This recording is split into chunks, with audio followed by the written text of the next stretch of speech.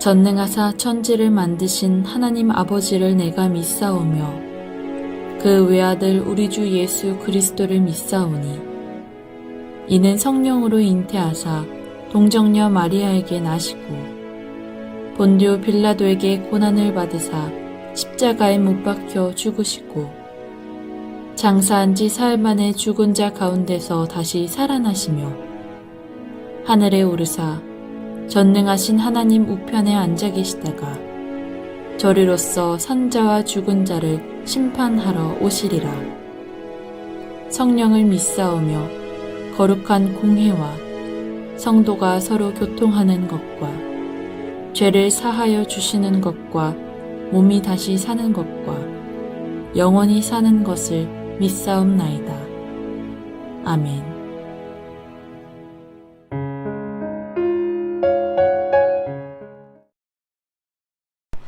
안녕하세요, 푸른투 친구들. 자, 오늘은 중독이란 제목으로 함께 말씀을 나누고자 합니다. 자, 오늘의 본문 말씀 시편 1편 1절에서 6절 말씀입니다. 자, 다 같이 한번 읽어볼게요. 준비, 시작. 복 있는 사람은 악인들의 꾀를 따르지 아니하며 죄인들의 길에 서지 아니하며 오만한 자들의 자리에 앉지 아니하고 오직 여호와의 율법을 즐거워하여 그의 율법을 주야로 묵상하는도다. 그는 시냇가에 심은 나무가 철을 따라 열매를 맺으며 그 잎사귀가 마르지 아니함 같으니 그가 하는 모든 일이 다 형통하리로다. 악인들은 그렇지 아니하며 오직 바람에 나는 겨와 같도다. 그러므로 악인들은 심판을 견디지 못하며 죄인들이 의인들의 모임에 들지 못하리로다. 무릇 의인들의 길은 여호와께서 인정하시나 악인들의 길은 망하리로다. 아멘. 자, 푸른투 친구들, 전도사님이 질문 하나 할게요. 자, 혹시 친구들 중에 나 복받기 싫다, 혹시 이런 친구 있나요? 네, 아무래도 없겠죠. 자, 세상 사람들은 참 모두 다 복받길 원합니다. 자, 그리고 복을 상징하는 동물이나 숫자들도 많습니다. 자, 예를 들면 럭키7, 7이라는 숫자랑 중국에서는 복을 상징하는 숫자 8이 있고요. 그리고 태국에서는 숫자 9라는 숫자가 있습니다. 자, 이 8과 9라는 숫자 둘 다 재산이 많다, 부유하다, 앞으로 부자가 된다, 이러한 뜻을 가지고 있습니다. 한국에서는 금두꺼비, 돼지, 부엉이, 거북이 등 많은 동물이 복을 상징하고 있습니다. 자, 더 나아가 태국에서 행운의 숫자라고 불리우는 9라는 숫자, 사람들이 얼마나 복에 관심이 많으면 태국에서 999가 적혀져 있는 자동차 번호판을 경매해 놨습니다. 자, 얼마에 이 번호판이 낙찰이 됐을까요? 바로 6억 7천만 원입니다.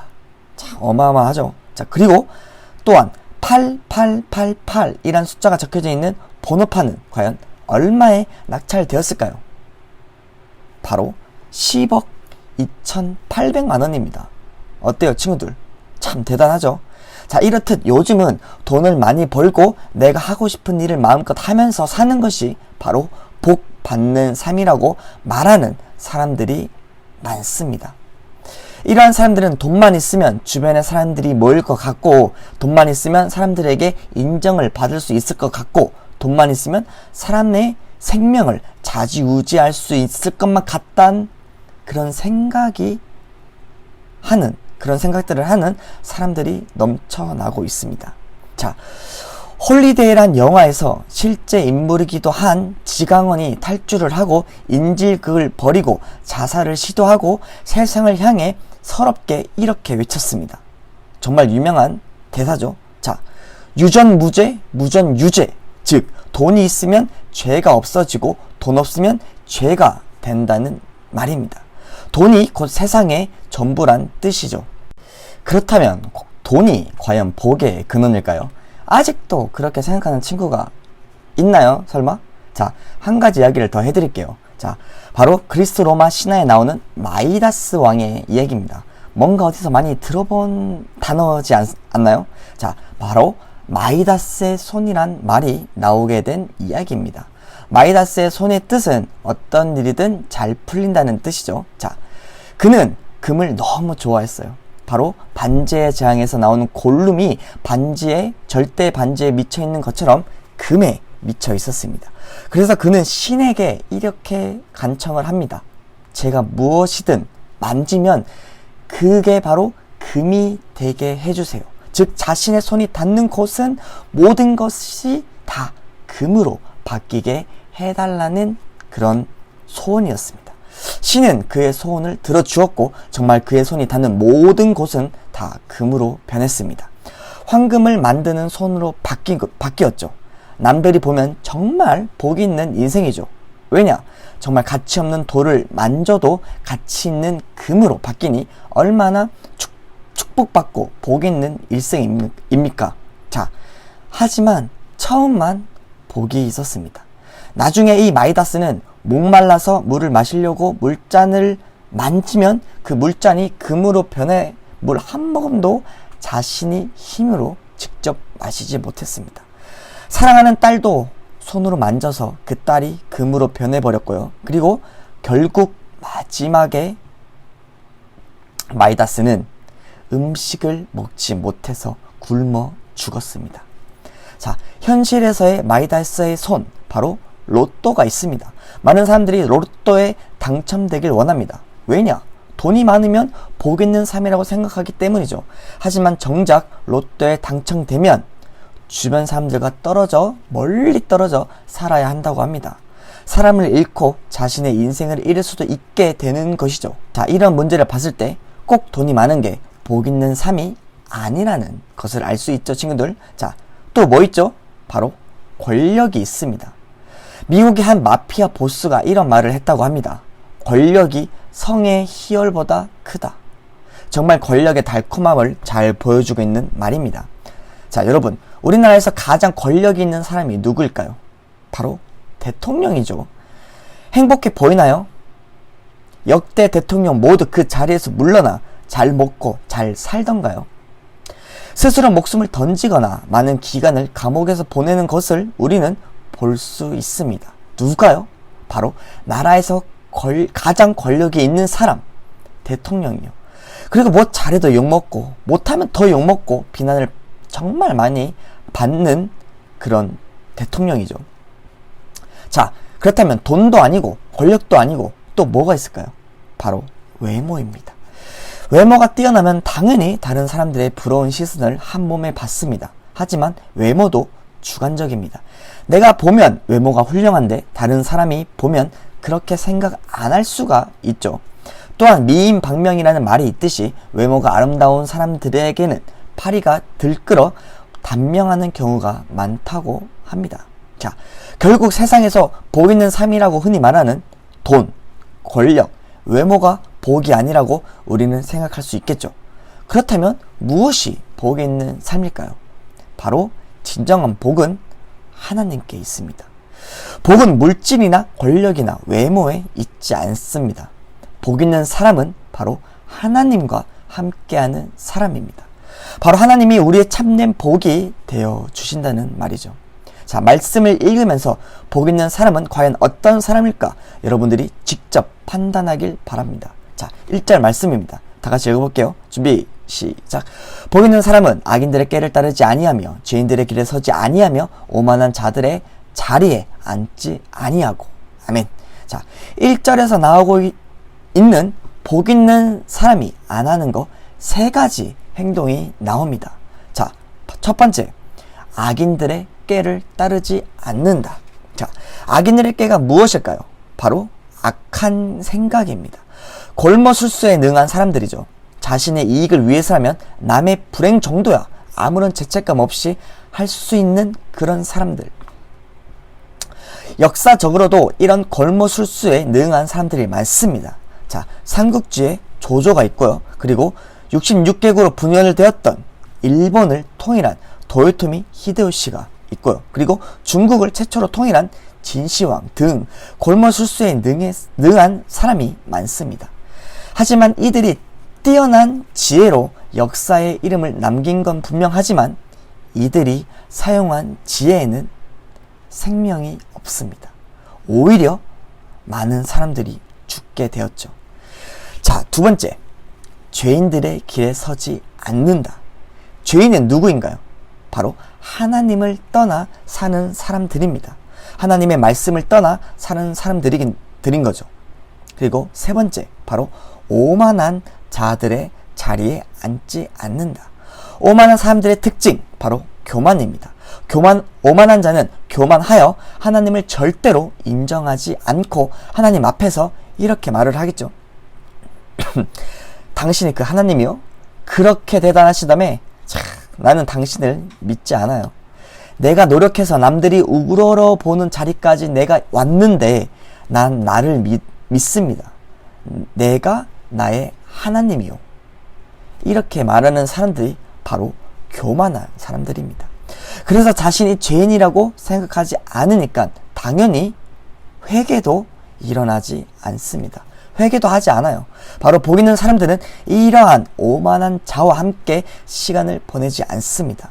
복 있는 사람은 하나님을 대적하지 않고 다른 사람들을 무시하지 않는 사람입니다. 자, 인간은 모두 죄성을 가지고 있기 때문에 누구와 어울리느냐에 따라 영향을 정말 많이 받습니다. 그러므로 우리 푸른코터 친구들은 악한 자들, 오만한 자들을 그런 자들과 멀리하는 그런 친구들이 되길 간절히 바랄게요. 자, 2절에서 3절 말씀 다 같이 읽어보겠습니다. 준비, 시작.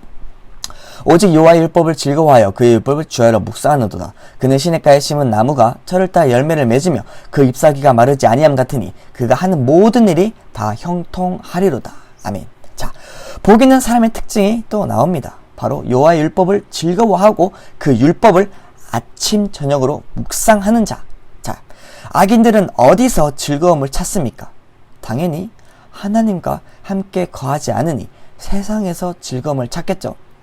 술 마시는 즐거움, 게임하는 즐거움, 친구들을 만들고 그리고 그런 친구들과 함께 만나면서 즐겁게 노는 그런 즐거움, 여러 여가 활동을 하는 그런 즐거움을 찾습니다.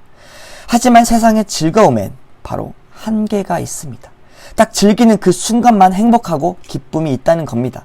하지만 복 있는 사람들은 세상에서 즐거움을 찾는 것이 아니라 바로 하나님의 말씀 안에서 즐거움을 찾는다는 겁니다. 여호와의 말씀을 지켜 복 받고자 하는 것이 아니에요. 하나님의 말씀 그 자체를 즐거워하는 겁니다. 복 있는 사람들은 하나님의 말씀을 주야로 읽는 것이 그것이 바로 즐거움이자 행복이라는 거죠. 바로 하나님과 함께 거하는 즐거움에 우리는 중독이 되어야 한다는 겁니다. 손양원 목사님이란 분이 이런 말을 하셨습니다. 난 예수 중독자가 되어야 하겠다. 술 중독자는 술로만 살다가 술로 인해 죽게 되는 것이고 아편 중독자는 아편으로 살다가 아편으로 인해 죽게 되나니 우리도 예수의 중독자가 되어 예수로 살다가 예수로 죽자. 친구들, 하나님의 말씀, 즉 성경 진짜 재미없죠? 아니, 너무 딱딱하고 페이지 수도 정말 많고 전도사님은 뭔가 200페이지, 300페이지 이상 있는 책들은 읽기가 좀 힘들더라고요. 전도사님만 그럴 수도 있어요. 자, 또한 이 성경에는 너무 어려운 단어들도 정말 많고 솔직히 전도사님도 하나님의 말씀인 이 성경 진짜 재미없었습니다. 전도사님은 성경 읽는 것이 즐거울까요? 솔직히 많이 어려워요. 아직도 그래서 계속 공부하고 있는 거예요. 구약에 나오는 레위기, 신명기 법들, 그리고 제사 법들 나오면 정말 머리가 아픕니다. 그 읽을 때마다 진짜 몇 번을 성경책에 머리를 박았는지도 몰라요. 하지만 성경에 흥미가 생기고 즐거움이 생길 때가 있습니다. 바로 하나님의 말씀의 능력을 체험할 때, 말로만 듣던 하나님의 능력이 이런 거구나 경험할 때 바로 우리는 즐거움을 찾을 수가 있습니다. 부모님 친구들, 하나님의 말씀 안에는 전지전능하신 하나님의 능력이 있습니다. 아무것도 없던 모세는 그 시대에 가장 강한 애굽의 왕 앞에서 10가지 재앙을 내리고 지팡이로 홍해를 갈라버립니다. 그리고 아무것도 없고 생명을 찾을 수 없는 사막에서 만나와 메추라기를 내리게 합니다. 그리고 바위에서 물도 나게 했죠. 그것이 다 모세의 능력일까요? 모세의 능력이 아니에요. 모세와 함께 하신 전지전능하신 우리의 아버지 되시는 하나님의 능력이십니다. 그리고 그 성경의 말씀에는 나를 얼마나 사랑하시는지가 나옵니다. 바로 죄 많은 우리를 대신해 독생자 예수 그리스도를 희생시키기까지 우리를 사랑하는 하나님의 마음을 보고 우리는 느낄 수 있죠. 즉 3절 말씀에 나오는 시냇가에 심은 나무는 바로 여호와의 말씀을 나타냅니다. 말씀은 영원히 마르지 않는 생수의 강입니다. 그리고 생명을 살리는 강이죠. 우리가 찾고 갈망해야 하는 본질이 바로 여기에 있습니다. 어떤 거요? 바로 하나님의 말씀이요. 우리는 하나님께서 주시는 힘으로 하루하루를 살아가는 힘을 얻고 하나님과 함께 할 때 우리는 모든 일이 형통할 수 있다는 바로 하나님의 말씀입니다. 자, 4절, 6절 읽겠습니다. 자, 준비, 시작. 악인들은 그렇지 아니하며 오직 바람에 나는 겨와 같도다. 그러므로 악인들은 심판을 견디지 못하며 죄인들이 의인들의 몸에 들지 못하리로다. 무릇 의인들의 길은 여호와께서 인정하시나 악인들의 길은 망하리로다. 아멘. 악인들 하면 어떤 사람들이 상상이 되나요? 악인들은 막 얼굴이 흉악하고 막 몸집이 우락부락하고 막 그런 사람들이 아니에요. 악인들은 바로 하나님을 믿지 않는 사람들입니다. 오만해서 예수 그리스도를 인정하지 않고 자기 스스로 자신을 구원하려고 합니다. 이런 사람들은 세상적인 지혜 곧 골머술수에 그런 골머술수를 쓰더라도 어떻게든 자신만 살아남으려고 합니다. 영화에서 흔히 나오는 바로 빌런 같은 사람들이죠. 이기적인 사람들인 거죠. 이런 악인들은 바람에 나는 겨와 같다고 합니다. 시골에서는 별을 베고 탈곡을 하면 쭉정이는 걸러지고 알곡들을 얻습니다. 이 과정을 거치며 구별되는 것이 있습니다.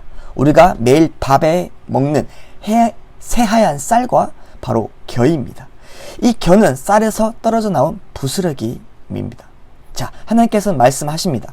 악인은 심판의 날에는 겨와 같이 구분된다고. 그리고 그 심판을 견디지 못하고 의인들의 모임에 들지 못하며 여호와 하나님께서 악인들의 길은 분명히 망한다고 말씀하고 계십니다. 말씀을 준비하면서 제가 깨달은 게 있어요. 이 본문 말씀에서 나오는 악인, 바로 하나님의 말씀에서 벗어난 사람이 다른 누군가가 아니라 바로 전도사님, 제 자신이었다는 걸 깨달았습니다. 하나님의 말씀으로 중독되어야 하나님 안에서 즐거운 삶을 살아야 하는데 중간중간 세상을 선택해 세상의 즐거움을 찾는 저의 모습을 봤습니다. 그래서 다시 하나님의 말씀으로 거하는 삶 속으로 들어갈 겁니다. 자, 부모도 친구들, 세상의 즐거움에 중독되어서 한계가 있고 잠시뿐인 즐거움에 중독되겠습니까? 아니면 영원하신 하나님의 말씀을 통해서 매일매일 하나님과 가까워지는 인간의 본질적인 행복 안에서 하나님께 중독되어서 하루하루를 살겠습니까? 복 있는 사람은 바로 하나님께 중독되어 있는 사람입니다. 그리고 친구들도 하나님께 중독되는 친구들이 되길 간절히 기도하고 또 기도하겠습니다.